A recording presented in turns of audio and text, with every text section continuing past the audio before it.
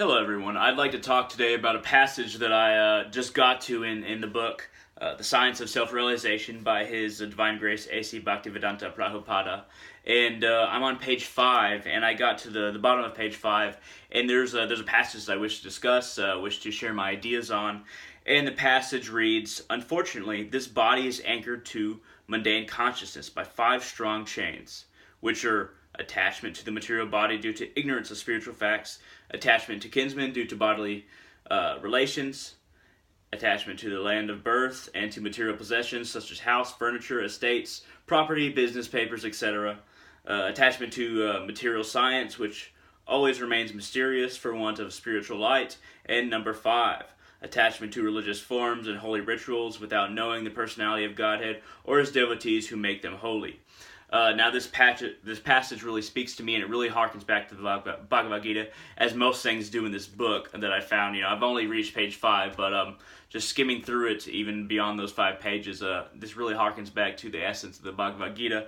And I'd like to talk about a few of these chains that chain us to mundane consciousness, as he says. First one, attachment to the material body due to ignorance of spiritual facts. We become attached to this material body when we value how we look, how we are perceived by society in connection to our identity. And these things, these two aspects of the material body kind of form us into a personality that other people form for us, but also that we solidify ourselves. We tell ourselves we are this body, we tell ourselves we are this identity, and how people see us in the world becomes important to us. How people see this individual body becomes important to us. And we become detached from our true nature, which is a united consciousness of all beings in the universe. That's my thoughts on the first chain that anchors us to mundane consciousness. The second one, attachment to kinsmen due to bodily relations. It is natural to become attached to family, to friends, to people we're related to and we are around our whole lives. But we focus so much on it that we forget that other people have these relations as well.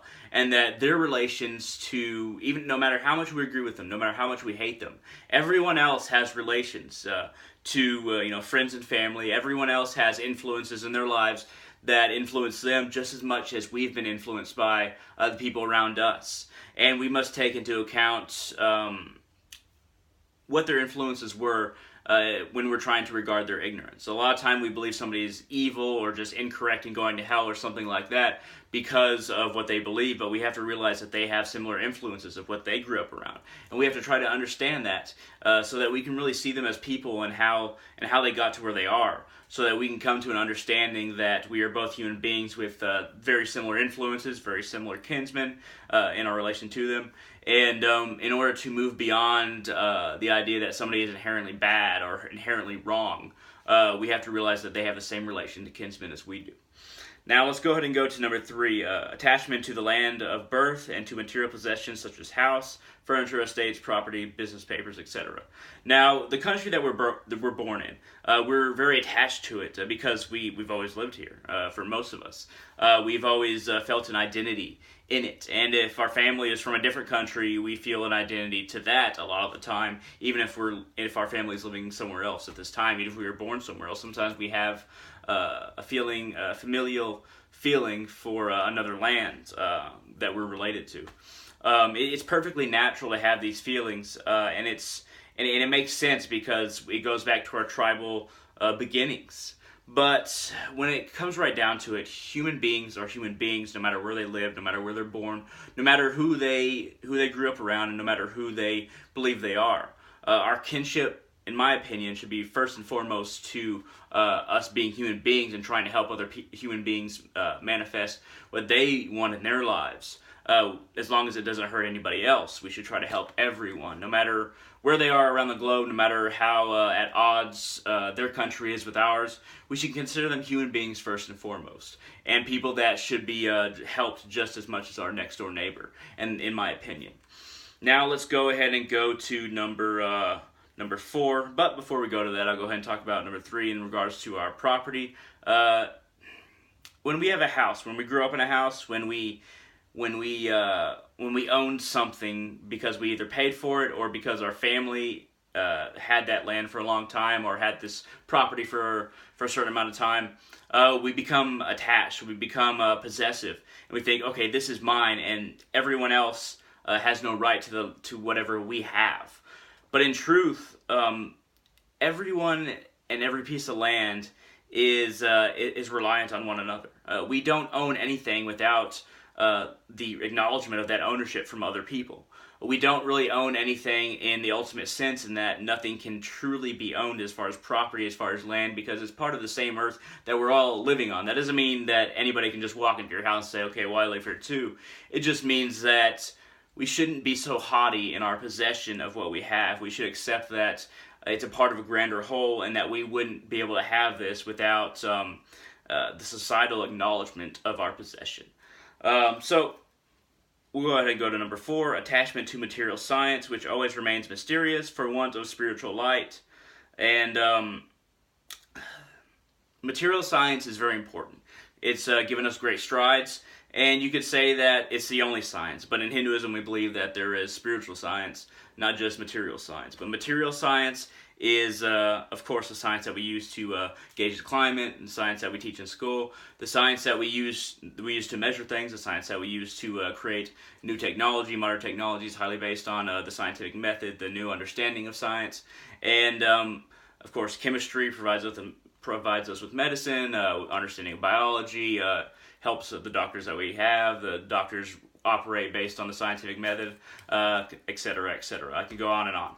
But material science is very important, but we have to really look at the core of material science and say, okay, what is the purpose, ultimately, of material science?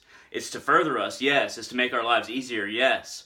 But from what core is it evolving? From what core does it act? And to what end? What is the end, ultimately, of all science? And that's more of a spiritual question. And it does come down to that once we take material science to its ultimate conclusion. It becomes a spiritual question. What is the end goal? And why do we have that end goal of comfort, of health? What is the point of life itself? That's just my ideas on material science. And we'll go ahead and go to attachment to religious forms and holy rites without knowing the personality of Godhead or his devotees who make them holy. So we have attachment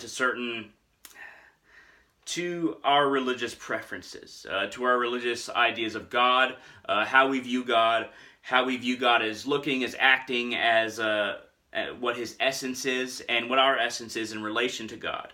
We become attached based on either people influencing us around us as far as family and friends, saying, okay, well, they're all Christians, so of course Christianity is right. Or basically, okay, I reject everything around me because it makes no sense, so I'm going to be another religion, or lack thereof, atheist. But we all have these influences.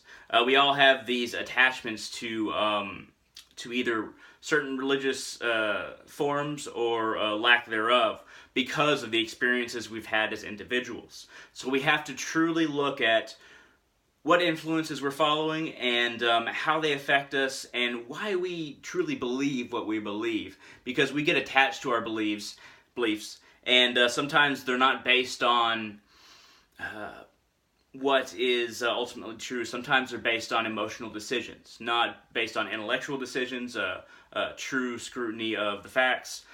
Sometimes, well, most of the time, they're related to not absolute search and absolute seeking of truth, but those who influenced us into seeking a certain way or rejecting a certain way of seeking truth.